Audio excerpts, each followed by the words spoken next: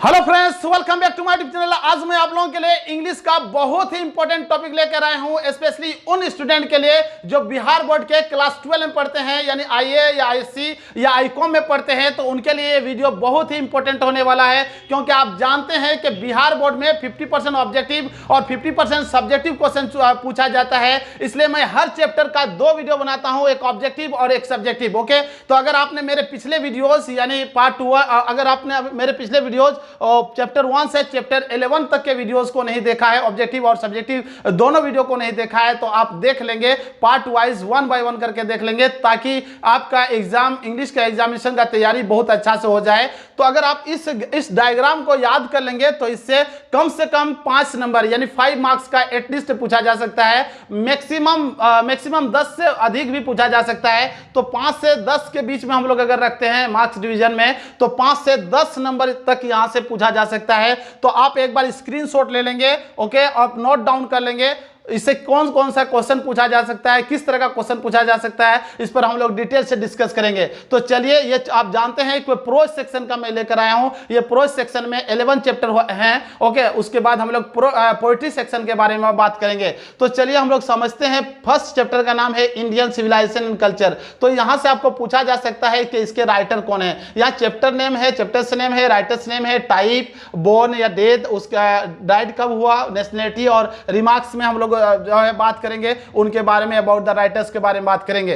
तो चलिए समझते हैं, 1 बाय 1 करके जो है point wise chapter wise discuss करते हैं। इंडियन सिविलाइजेशन एंड कल्चर, यहां मैंने शॉर्ट फॉर्म में लिखा है civilisation. Indian civilisation and culture किसके द्वारा लिखा गया है? तो महात्मा गांधी के द्वारा लिखा गया है। और ये इंडियन सिविलाइजेशन कल्चर है क्या चीज? तो कभी कभी एग्जाम में आर्टिकल भी आपको मिल सकता है ऑप्शन में, और कभी ऐसे भी मिलेगा। तो ऐसे या आर्टिकल में से दोनों में से एक ऑप्शन मिलेगा। तो याद रखेंगे ये ऐसे है या आर्टिकल है। और इनका जन्म कब हुआ महात्मा गांधी का? कभी कभी यहां से पूछा जा सकता है, डेट भी पूछ दिया जाता है कि कब हुआ था, किस डेट को हुआ था। तो 2 अक्टूबर 1869 को हुआ था। अब जानते हैं कि पोरबंदर में हुआ था। तो उनकी मृत्यु कब हुई? 30 जनवरी 1948। इससे भी एग्जाम में पूछा जाता है। ओके, महात्मा गांधी का जन्म और मृत्यु दोनों सीख चुके हैं, समझ चुके हैं। और इनका नेशनलिटी क्या था, यानी इनका कंट्री क्या है, राष्ट्रीयता क्या है, किस देश के थे वो? तो आप याद रखेंगे इंडियन थे। और इनको किस नाम से जाना जाता है? फादर ऑफ नेशन, यानी राष्ट्रपिता के नाम से जाना जाता है। तो अगर आप और क्लियर करना चाहते हैं और ज्यादा जानना चाहते हैं इस चैप्टर के बारे में, ऑब्जेक्टिव के बारे में, तो आप मेरे हर वीडियो को इसका देख लेंगे, चैप्टर जो है पॉइंट वाइज देख लेंगे, यानी जो है 1 बाय 1 करके चैप्टर वाइज देख लेंगे, तो और आपका कॉन्सेप्ट क्लियर हो जाएगा। तो हम लोग 11 में जो है बहुत सारे जो है जितने सारे चैप्टर है सबके बारे में डिस्कस करेंगे। इसलिए इसको देख लेंगे तो आपको याद हो जाएगा। सुन भी लेंगे, अगर आप ईयरफोन लगा के आप सुन भी लेते हैं तो आपको याद हो जाएगा। तो हम लोग समझते हैं ये नेशनलिटी क्या था इनका, महात्मा गांधी का। तो इंडियन थे ये, फादर ऑफ नेशन। नेक्स्ट देखिए, जो है सेकंड चैप्टर का नाम है भारत इज माई होम। तो भारत इज माई होम किनके द्वारा लिखा गया था? इनका राइटर कौन है, ऑथर कौन है? तो ये लेखक थे इनके डॉक्टर जाकिर हुसैन। ओके, ये भारत इज माई होम है क्या चीज? तो स्पीच है। और डॉक्टर जाकिर हुसैन की पैदाइश कब हुई थी, उनका बॉर्न कब हुआ था? तो आप 8 फरवरी 1897 को हुआ था। और उनकी मृत्यु कितना हुई थी? 3 मई 1969 में हुई थी। और ये क्या, इनका नेशनलिटी क्या था, इनका कंट्री कौन था? तो इंडियन थे ये नेशनलिटी। इसका राष्ट्रीयता क्या था इनका?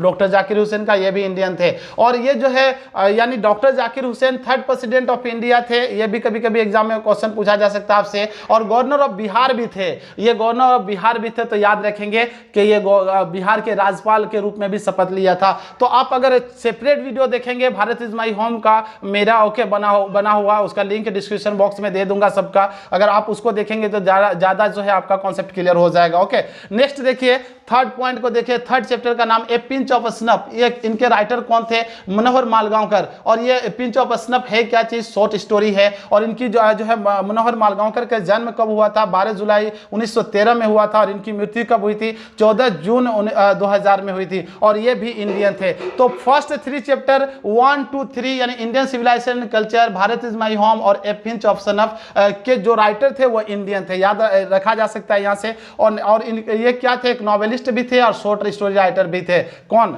SW मैंने लिखा है शॉर्ट स्टोरी राइटर, यहाँ पे शॉर्ट स्टोरी राइटर थे यानी मनोहर मालगांवकर। फोर्थ चैप्टर को देखेंगे, I have a dream. I have a dream किसके द्वारा लिखा गया था? इनके राइटर कौन थे?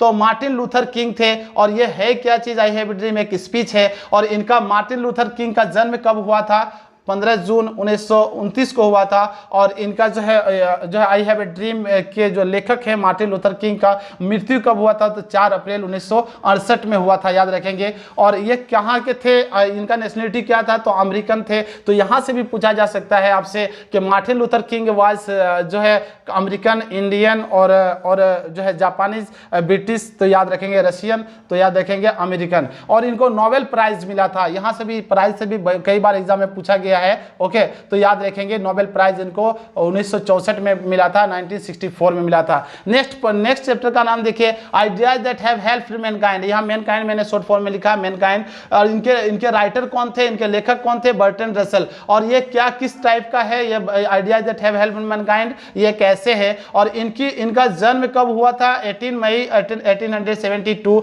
यानी 18 मई 1872 में हुई थी। और इनका डेथ जो है, इनका मृत्यु कब हुई थी, कब हो गई थी यानी 2 फरवरी 1970 में, 2 फरवरी 1970 में हुआ था। और ये इनका नेशनलिटी क्या था? ब्रिटिश थे। ओके, और इनको जो है यानी बर्टन रसल को एक नोबेल पुरस्कार भी मिला था, नोबेल प्राइज मिला था, तो 1950 में मिला था, याद रखेंगे इस फिगर को। नेक्स्ट चैप्टर को देखिए, द आर्टिस्ट के राइटर कौन थे? तो सिगा नोया थे। ओके, और ये क्या है? ये द आर्टिस्ट क्या है? एक शॉर्ट स्टोरी है। और इनकी मृत्यु जो है जन्म कब हुआ था?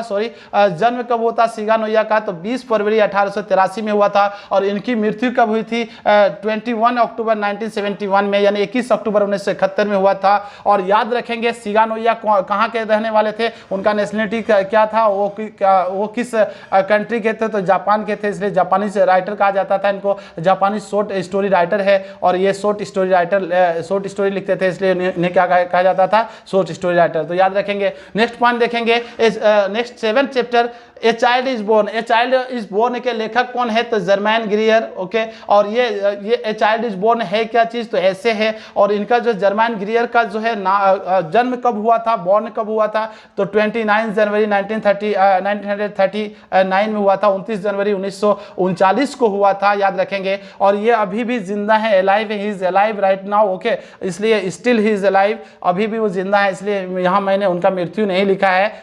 नेक्स्ट देखिएगा, इनका नेशनलिटी क्या है जर्मैन ग्रियर का? तो ये ऑस्ट्रेलियन थे, याद रखेंगे। और ये फेमिनिस्ट राइटर थी। ओके, फेमिनिस्ट राइटर थी जर्मैन ग्रियर। ओके, तो यहाँ से आप याद रखेंगे कि फेमिनिस्ट राइटर थी, यानी लेडी राइटर थी। नेक्स्ट देखेंगे 8th चैप्टर का नाम, how free is the press. How free is the press के राइटर कौन है? डोरोथी एल सीयस थे। और इनका टाइप क्या है, यानी ये किस टाइप में आते हैं? How free is the press एक ऐसे है, याद रखेंगे। और ये इनका जब जन्म कब हुआ था? डीएल जो है डोरोथी एल सीयस का, तो 13 जून 1893 में हुआ था। और इनकी मृत्यु, इनका डेथ कब हुआ था? कब हुए थे ये? तो 17 दिसंबर 1957 को हुए थे। और इनका जो है नेशनलिटी क्या था, यानी डोरोथी एल सीयस का? तो आप याद रखेंगे ब्रिटिश थे। ओके, और फर्स्ट ग्रेट जो है वुमेन थी, ये याद रखेंगे। फर्स्ट ग्रेट डोरोथी एल सीयस जो है फर्स्ट ग्रेट वुमेन थी, जो ऑक्सफोर्ड यूनिवर्सिटी से की थी। ओके, तो यहाँ से भी कई बार एग्जाम में पूछा जाता है, who was the first great lady. Okay, तो कौन थी? याद रखेंगे डीएल सीयस। और वो कहाँ से की थी? ऑक्सफोर्ड यूनिवर्सिटी से। नेक्स्ट पॉइंट देखेंगे, द अर्थ जो है, द अर्थ के राइटर कौन है? तो राइटर एच.ई. बेट्स से हैं। और ये द अर्थ है क्या चीज? तो ये एक शॉर्ट स्टोरी है। और एच.ई. बेट्स का जन्म कब हुआ था? तो 16 मई 1905 में हुआ था। और इनकी मृत्यु कब हुई थी? तो 29 जनवरी 1974 को हुई थी। और ये कहाँ के रहने वाले थे? तो इंग्लैंड के रहने वाले थे। इनका नेशनलिटी यानी कंट्री का नाम क्या था?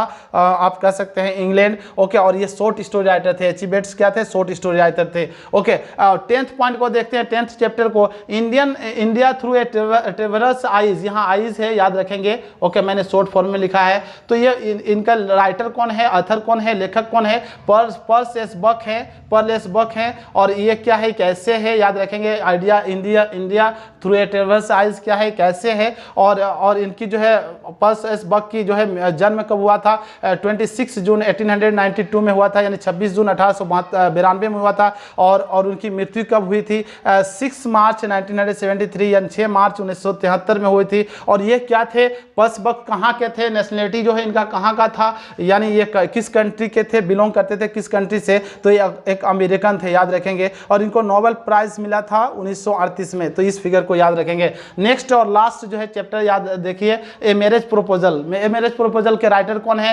एंटन चेकोव। और एंटन चेकोव जो है एंटन चेकोव है। और ये मैरिज प्रपोजल क्या है, कॉमेडी है, याद रखेंगे। और एंटन चेकोव का जन्म कब हुआ था, 29 जनवरी 1860 में हुआ था, यानी 29 जनवरी 1860 में हुआ था। और इनकी मृत्यु कब हुई थी, 15 जुलाई 1904 यानी 15 जुलाई 1904 में हुआ था। और ये कहाँ के रहने वाले थे, किस नेशनलिटी के थे, इनका राष्ट्रीयता कहाँ का था, यानी किस कंट्री के से बिलोंग करते थे, तो रशिया से करते थे, इसलिए रशियन थे। एंटन चेकोव वजह रशियन, आप याद रखेंगे। और ये क्या करते थे, ये कॉमिक स्केचेस लिखते थे। ओके, लिटरेरी जो है राइटिंग जो अपना शुरू किया था, कॉमिक स्केचेस थे।